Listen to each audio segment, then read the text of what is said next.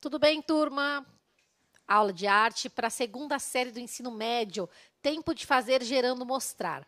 Eu sou a professora Fernanda, de arte. Eu vou estar mediando a aula da professora Márcia Janine. Boa tarde, professora. Boa tarde, professora Fernanda, tudo bom? Tudo bem com vocês, alunos? Então, vamos começar mais uma aula nossa aí para a segunda série do ensino médio. Qual é a habilidade que nós iremos trabalhar hoje? Olha só. Analisar processos já realizados nos bimestres anteriores para dar continuidade aos projetos individuais ou colaborativos. Certo? E quais serão os objetos de conhecimento que iremos trabalhar nesta aula? A improvisação teatral, o festival e o salão como modos de mostrar a produção. Na aula anterior, gente, o que a gente viu? Vamos dar lá uma revisadinha rapidinha. A gente falou um pouquinho sobre a composição de jingles, paródias e peças publicitárias, o festival e o salão como meios de mostrar a produção, trilha sonora no marketing e na propaganda, breve história da propaganda radiofônica e Toulouse-Lautrec e o surgimento do cartaz publicitário. Então, já vamos começar com a nossa primeira interação pelo chat da aula de hoje. Vocês sabem o que é improvisação teatral? Já estudaram alguma coisa sobre a história da comédia dell'arte? Escrevam para nós, a gente volta em um minutinho. Coloquem aí no chat.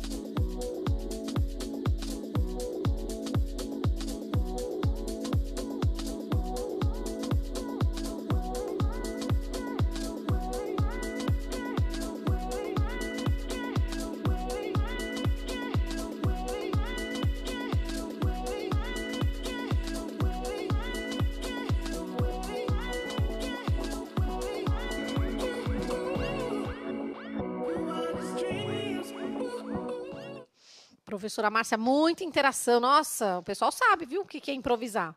Por exemplo, a Patrícia, obrigada, professora Patrícia. Improvisar uma história ou uma cena. Legal.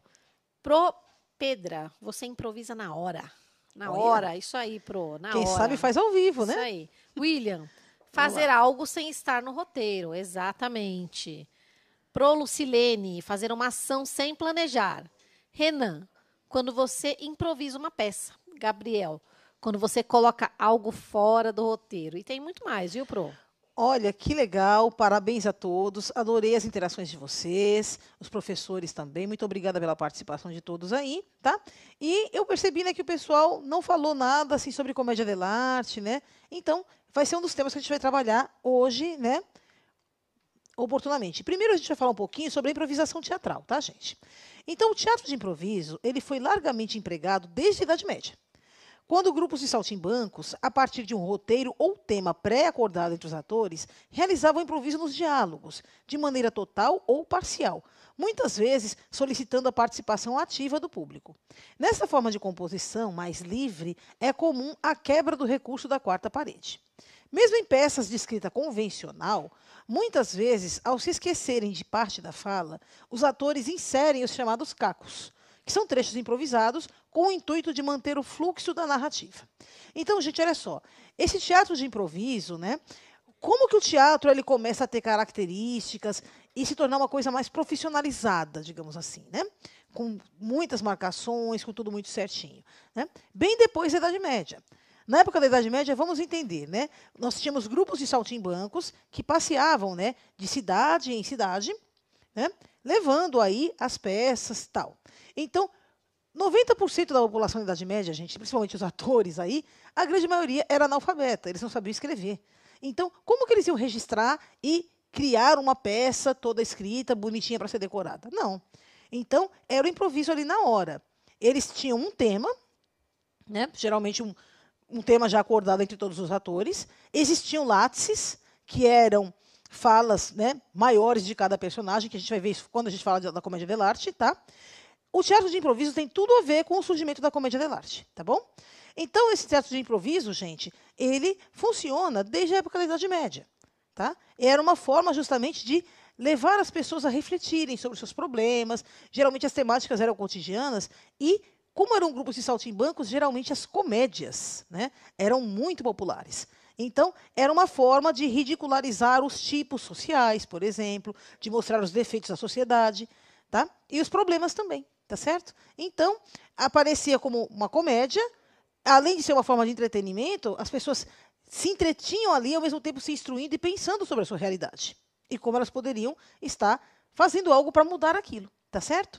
Então, gente, nesse tipo de teatro de improviso, a quarta parede ela praticamente não existe. Não existe essa separação entre público e plateia. A quarta parede ela só surge a partir do surgimento do palco à italiana. Aliás, a partir do teatro elisabetano, né, o palco elisabetano, né, da época de Shakespeare, e também, né, o palco italiano. Até então, as apresentações eram feitas de maneira improvisada. Eram palanques improvisados no meio da rua, as pessoas faziam no meio da rua, da praça, interagiam o tempo inteiro com o público. Né? Mais ou menos como a gente vê hoje nas intervenções cênicas que a gente vê espalhadas aí pela cidade. Certo? E, no caso, né, o caco é uma coisa muito interessante. Né? Quando as pessoas, por exemplo, esqueciam, né, o texto. Naquela época não tinha como esquecer o texto. Mas hoje, vamos supor, você está interpretando uma peça. Você esquece, de repente, o seu texto. Você decorou, tal, mas por algum momento, por algum motivo, você esqueceu aquela fala daquele momento. O que você vai fazer? Você vai introduzir cacos, ou seja, você vai falando pequenas coisas que tenham a ver para ver se você lembra do texto. Porque o seu colega que está contracenando com você, ele está esperando a deixa para ele entrar com a fala dele. Né? Então, sabe, é importante isso. Então, o caco ele surge aqui como um recurso que os atores geralmente usam quando eles esquecem o texto. Só que isso tem que ser feito de uma maneira muito natural. Tá? Essa questão do caco. Tem que ser feito de uma maneira extremamente natural. Por quê? Vamos supor que, sei lá, eu esqueci, eu fico pensando para depois falar um caco para tentar descobrir e lembrar do texto. Gente, todo mundo vai perceber que você esqueceu o texto ou que você errou a fala. Então, aquela coisa, o público jamais pode perceber esse tipo de problema. Tá? Claro, a menos que você já esteja numa comédia mesmo, né? Como acontece quando você tem o teleteatro, né? Aquele estilo sai de baixo, etc., que o pessoal ria no meio da piada, o pessoal esquecia o texto e depois voltava, o cara entrava com a claque mostrando o texto que ele tinha esquecido, porque fazia parte dessa coisa. Já tinha ali uma quebra de quarta parede. Então, fazia parte do show, até do espetáculo, essa interação com o público, e ficava até engraçado. Só que isso é um caso à parte. Não é sempre que a gente pode fazer esse tipo de coisa. Tá? Então, os cacos ainda são usados como bons recursos. Vamos falar um pouquinho, então, da comédia dell'arte, tá? É um estilo de comédia italiana que ela surge lá no Baixo Medievo, né? Lá entre os séculos XII e XIII, tá? A comédia dell'arte ela caracteriza-se pela adoção de tipos fixos, que representam de forma caricata os vícios humanos. Então, dessa forma, a gente tem o Pantalone, que representa a avareza, o Tartaglia, que representa a vaidade, o Dottore, que representa a verborragia, né? Ou o orgulho, né, também. O Brighella, que representa a ignorância, né? A força bruta, né? A força física, em detrimento da força intelectual. A Ragonda, que representa a luxúria, né? No caso, ela é uma mocinha bem namoradeira. A Pasquela, que representa a ganância, né? É uma pessoa que é capaz de fazer qualquer coisa por dinheiro. O Arlequino representa a gula, apesar dele ser super magricelo, ele está sempre pensando com a barriga. Ele faz qualquer coisa por um bom prato de sopa, por uma boa comida. Tá?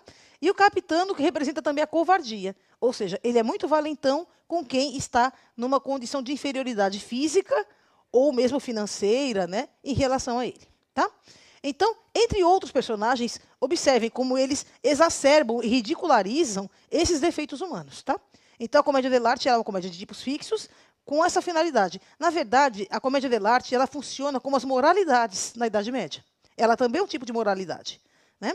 Ou seja, você tem todas essas pantomimas, você tem todas as peripécias de uma peça teatral, de uma comédia, e todos esses personagens ridículos, justamente para mostrar os defeitos humanos. Certo? Olha só, nós temos aí algumas máscaras, né?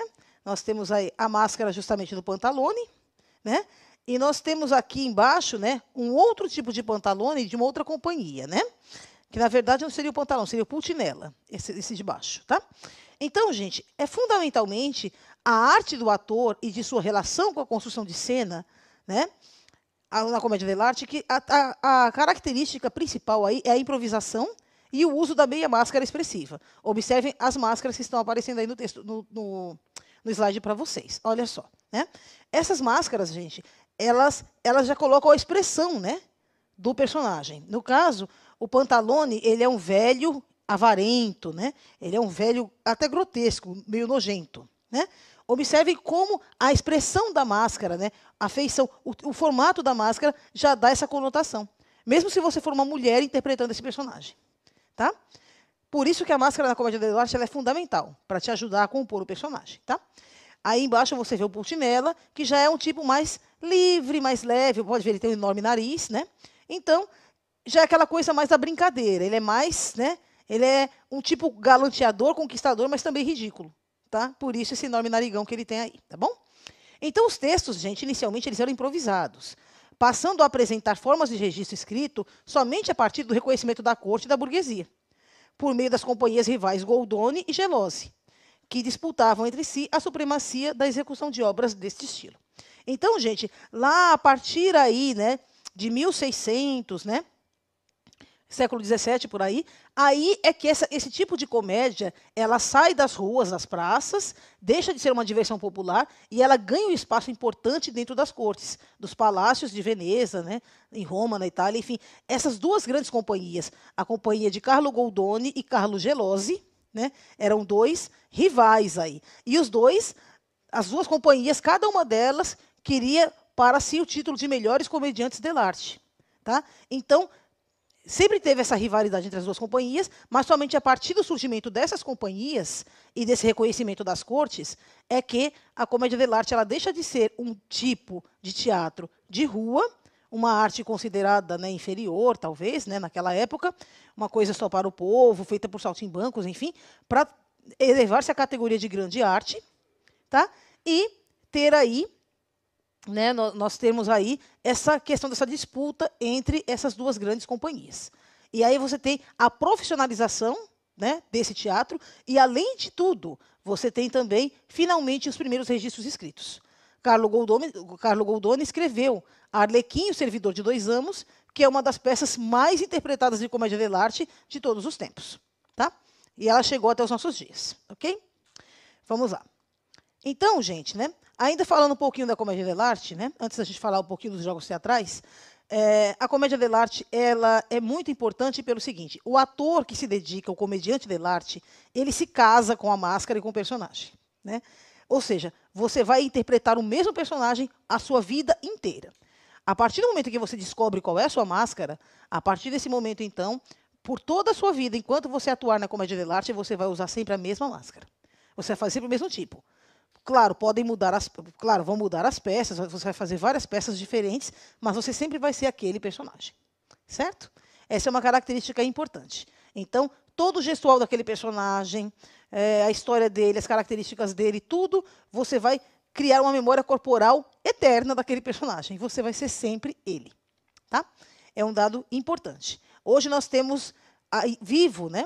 Ainda já está bem idoso, acredito que ele ainda esteja vivo.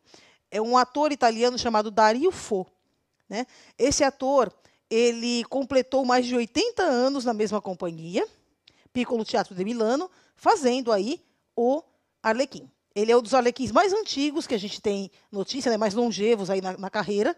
E, gente, eu tive a oportunidade de assisti-lo aqui em São Paulo, quando eles vieram fazer uma apresentação aqui no Teatro Itália, cerca de alguns anos atrás. Ele já estava bem idoso, mas no palco ele parecia um jovem. Né? A elasticidade do corpo dele, né? Aquele tônus, né? Você via ali realmente um Arlequim jovem, você não via um velho de mais de 80 anos interpretando um personagem. Tá?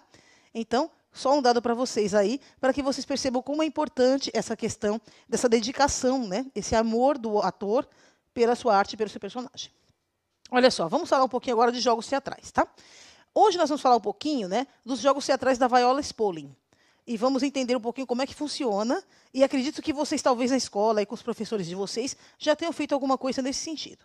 Olha só, consiste em exercícios, né, ou jogos visando auxiliar os atores na criação de repertório cênico e memória corporal, além da construção de personagens nos laboratórios cênicos.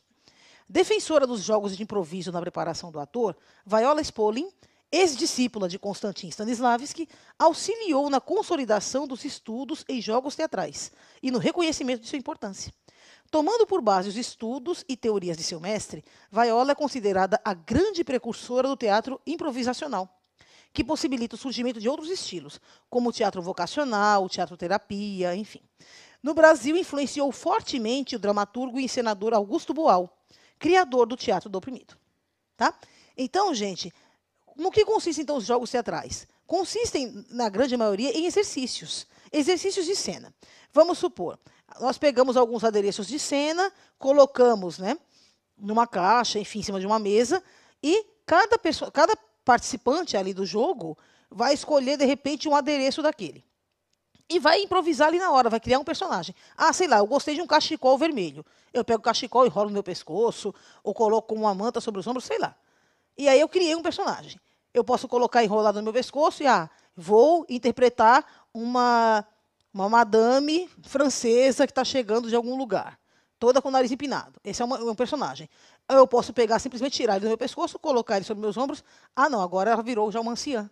Uma senhorinha que está, sei lá, vindo da roça, do interior, e está chegando agora na cidade grande e está meio maravilhada com tudo. Percebem isso? O adereço, de acordo com como você usa esse adereço, você pode criar um personagem totalmente diferente. Tá certo? E é essa que é o grande lance, né, da coisa, a sacação da coisa é essa. É você poder fazer isso, né, esse jogo. E aí, a partir do momento que você criou esse personagem, você vai atuar junto, né, com os seus colegas que estão ali no palco. Você vai contracenar com eles. E eles também vão criar, a partir de algum elemento que eles pegaram de cima daquela mesa, também um personagem. E assim vai indo. Vocês podem depois trocar os elementos, enfim. Né? É tudo um grande jogo, é tudo uma grande brincadeira. Mas essa brincadeira, gente, é uma brincadeira séria. Porque através dessa brincadeira, você vai conseguir finalmente ter uma noção da dimensão de como que você vai fazer uma peça teatral, né? De uma maneira até divertida, mas é aquela diversão séria, como eu costumo dizer. Tá? O Augusto Boal, então, foi muito influenciado pela Viola Spolin, né? E o Teatro do Oprimido era um grande exemplo disso. Então, as pessoas às vezes chegavam na plateia para assistir uma peça do Boal, por exemplo, né, quando ele estava lá se apresentando com o seu grupo, e ele convidava aleatoriamente, pegava alguém da plateia, claro, né, se a pessoa permitisse, se a pessoa quisesse participar, ele convidava a pessoa, rompia a quarta parede, pegava a pessoa, colocava aqui no público, né, vamos lá, vamos participar com a gente, acabou. E era super gostoso, super divertido, né? Inclusive, o Augusto Boal, agora nos últimos anos da sua vida, né, junto com o seu grupo, ele também começou a fazer sessões de teatro-terapia. Né? Teatro-terapia e outras formas também. Né? E o teatro terapia era muito interessante. Ele até passou dando algumas entrevistas na televisão, falando um pouquinho sobre esse trabalho de teatro terapia, onde as pessoas iam justamente para interpretar um personagem e colocar para fora todos os seus medos, todas as suas raivas, seus problemas, enfim, né? Era uma coisa bem interessante esse trabalho que o Augusto Boal estava fazendo. Inclusive, pessoas, né, com vários problemas aí procuravam, né, extravasar através do teatro, né, aí junto com o pessoal do Augusto Boal, tá bom? Vamos lá. Então, vamos falar um pouquinho sobre o teatro esporte ou match de improvisação. O que é isso, né? Na década de 60, a partir dos estudos e teorias criadas por Keith Johnston, surge um novo conceito de realizar teatro baseando-se no teatro de improviso. Essa modalidade teatral consiste na batalha ou na disputa entre duas equipes de atores rivais, que apresentam esquetes curtos, com temática cotidiana e diálogos e marcações improvisadas. Não raro, o público é incentivado a participar das cenas, atuando no palco com os atores, narrando ou ofertando sugestões de novos improvisos no decorrer da ação dramática. Então, gente, né, de acordo aí com Keith Johnston, né, nós temos aí essa questão do teatro esporte ou do match de improvisação, que também é bem interessante. Lembra muito, né, o jogo teatral da Viola Spolin.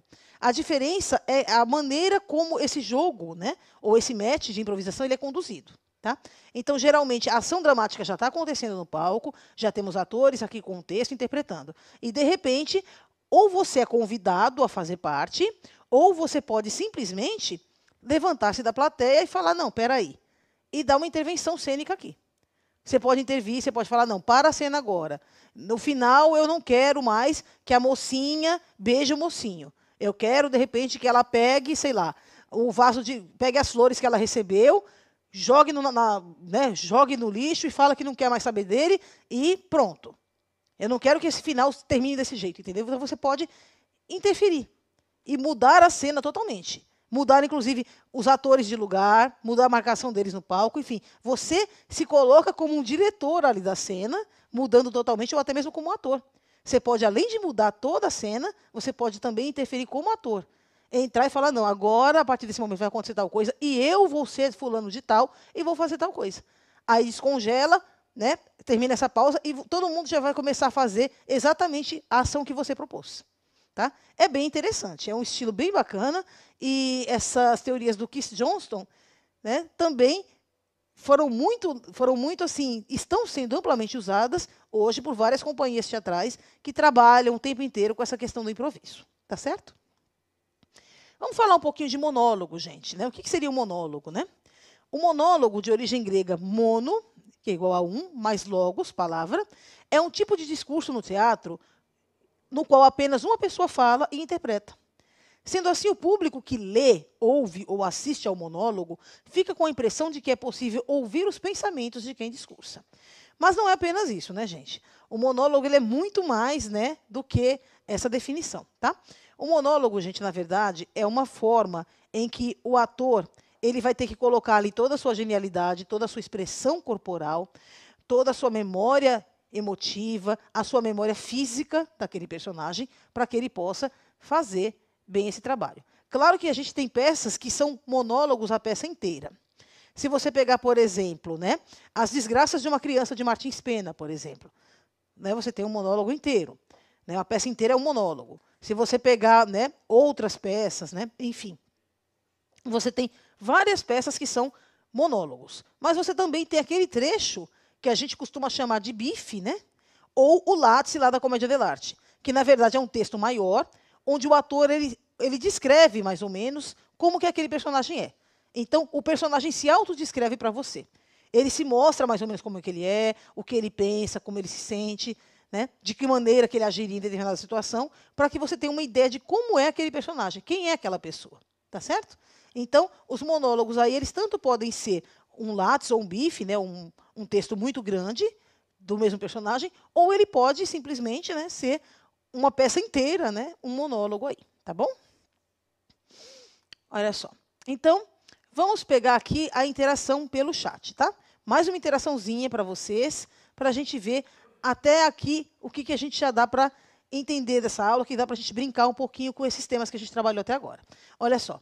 Vocês já assistiram ou participaram de algum festival de teatro na escola ou em algum projeto cultural? Conte para a gente aqui as suas experiências. No seu bairro, na sua cidade ou na região que vocês moram, costumam acontecer festivais de teatro? Quais? Conta aqui para a gente, em um minutinho a gente volta já.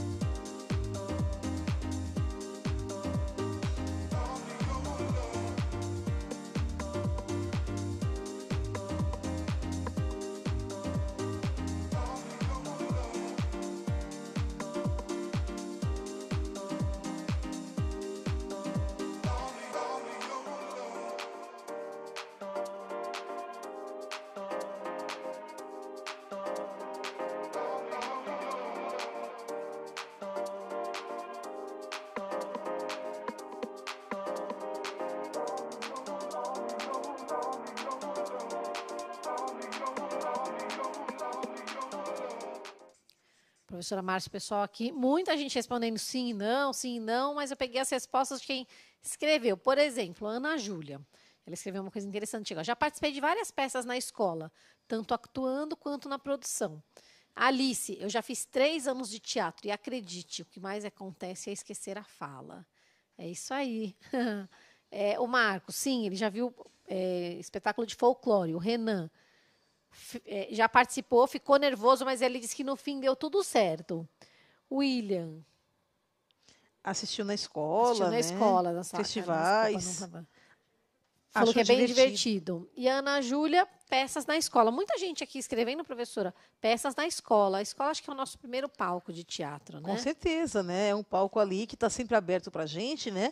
E com os professores, a dedicação do seu professor, dos seus colegas, você acaba conseguindo, né? Realizar coisas que você nem imaginava que você conseguiria fazer.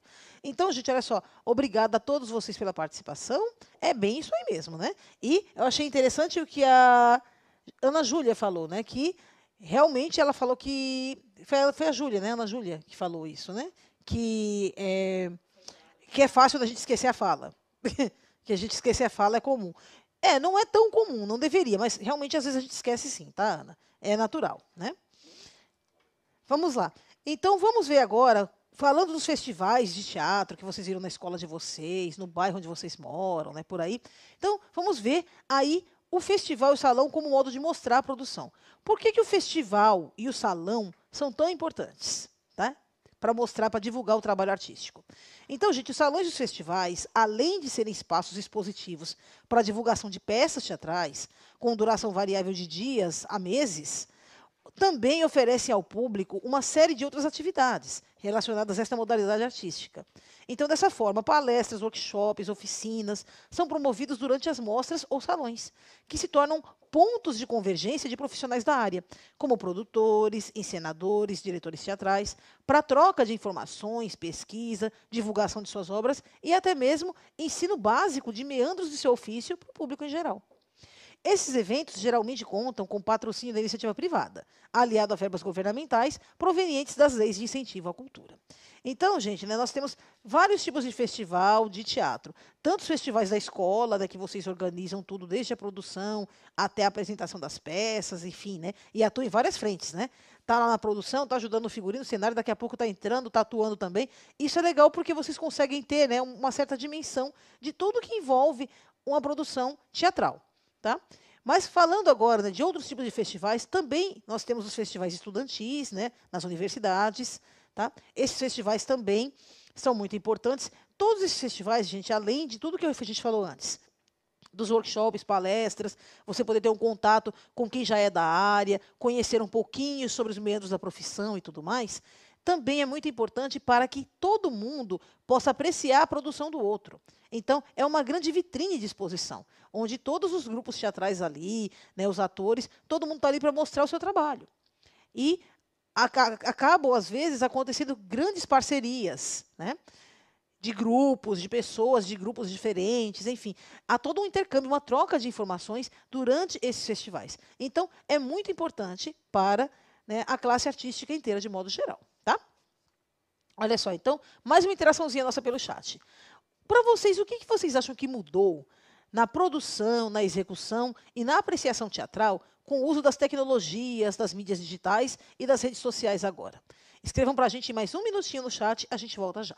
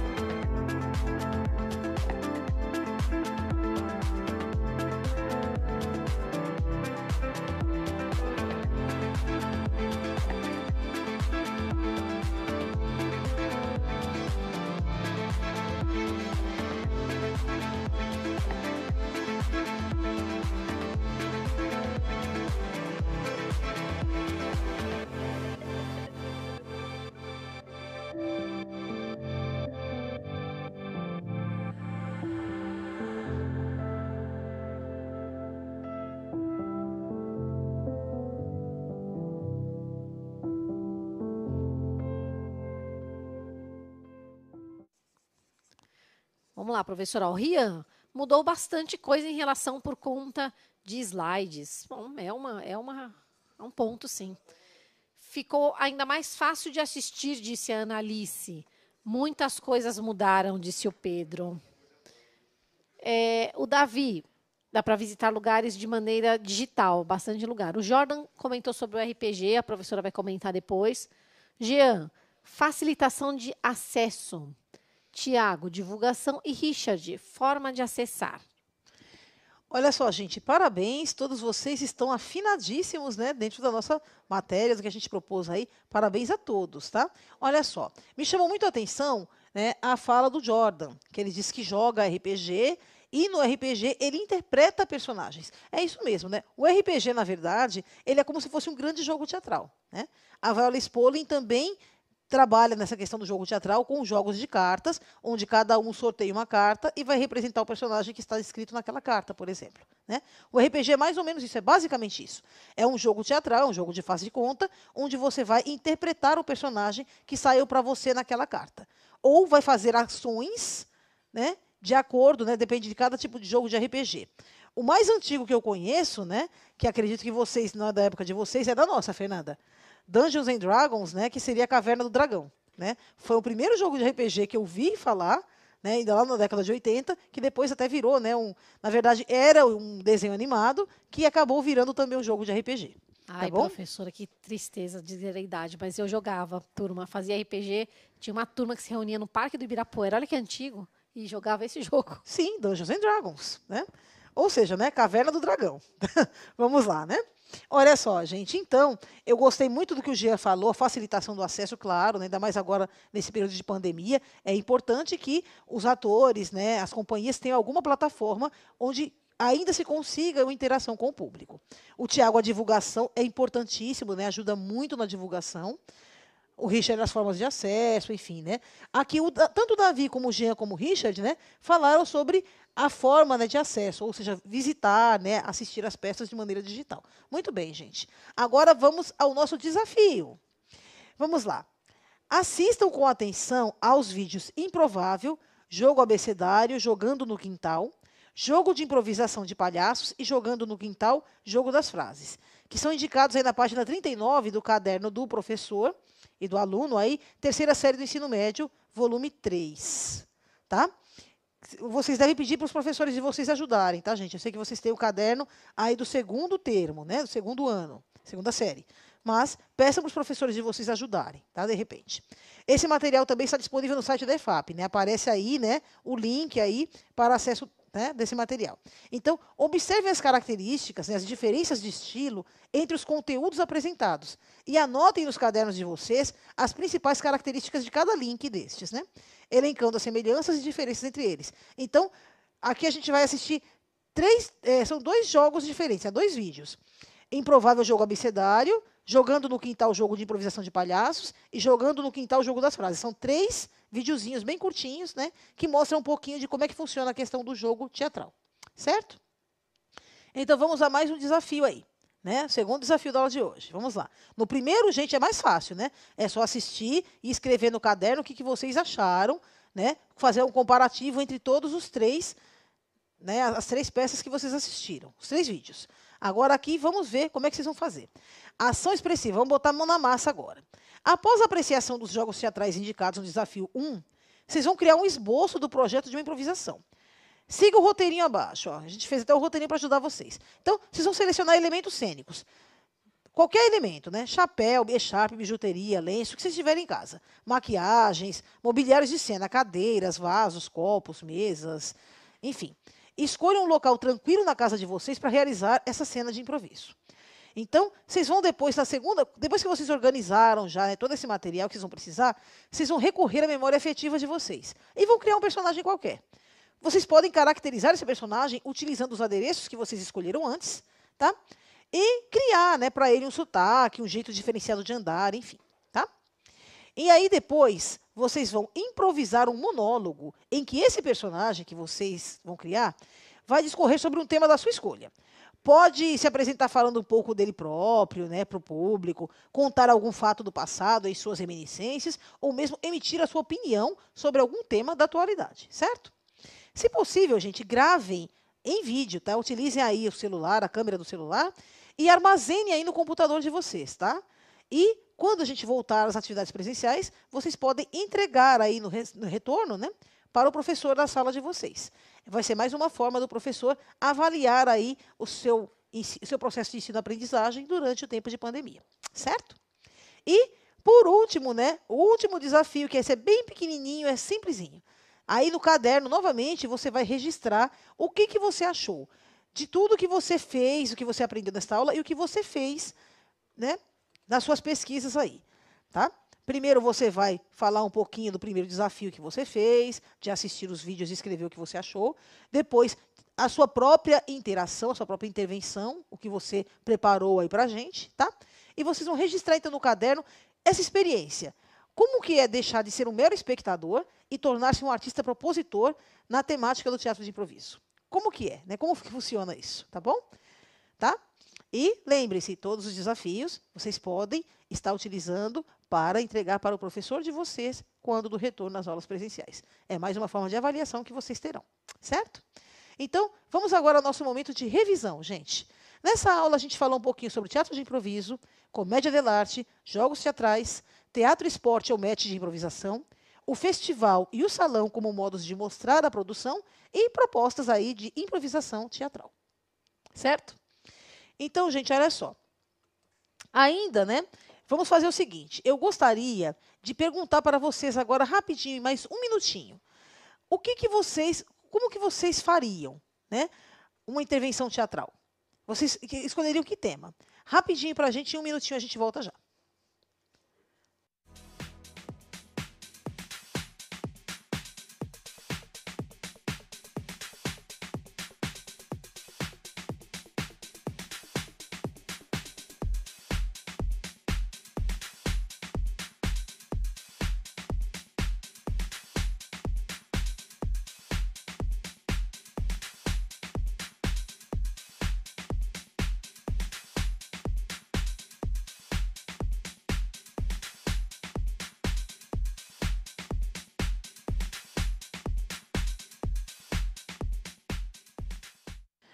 Olha só, gente, cada interação muito legal. Marcos falou de games, a K, empatia. Fernanda? A Pro Patrícia falou sobre... Pro Patrícia, cotidiano. E a Pro Ereza, a pandemia. Olha só, gente, muito obrigada pelas participações de vocês. Aposto que ficaram trabalhos bem legais, tá? Nossa aula está chegando ao final. Observem que aí na tela vai aparecer daqui a pouquinho o QR Code e também um link para que vocês possam estar interagindo conosco após, né, a aula, dando sugestões, enfim, tá? Escrevam lá para a gente que a gente vai olhar com muito carinho. Muito obrigada a todos, professores e alunos, pela participação. Obrigada, professora Fernanda. Até a próxima, gente. A gente se vê. Tchau, tchau.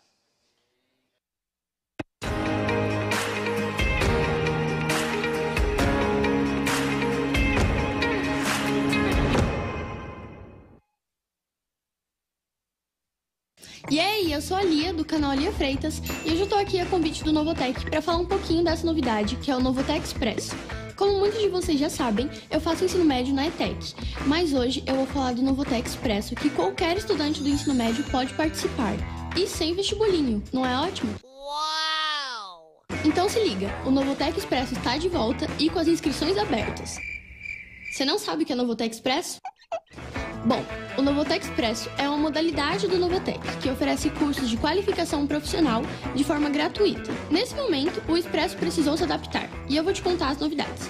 São 11 cursos de curta duração no formato de aulas semipresenciais, ou seja, terão aulas online ao vivo e também alguns encontros presenciais. São cursos que duram cerca de 3 meses, oferecidos pelas ETECs e FATECs do Centro Paula Souza. E no final, você tem um certificado garantido. Produção multimídia, fonética básica... as aulas online serão pela plataforma Microsoft Teams. Já os encontros presenciais vão seguir todos os protocolos de segurança e saúde, claro. Se você quiser saber mais, é só entrar no site do Novotec. Corre lá para fazer sua inscrição, tá esperando o quê? Tchauzinho!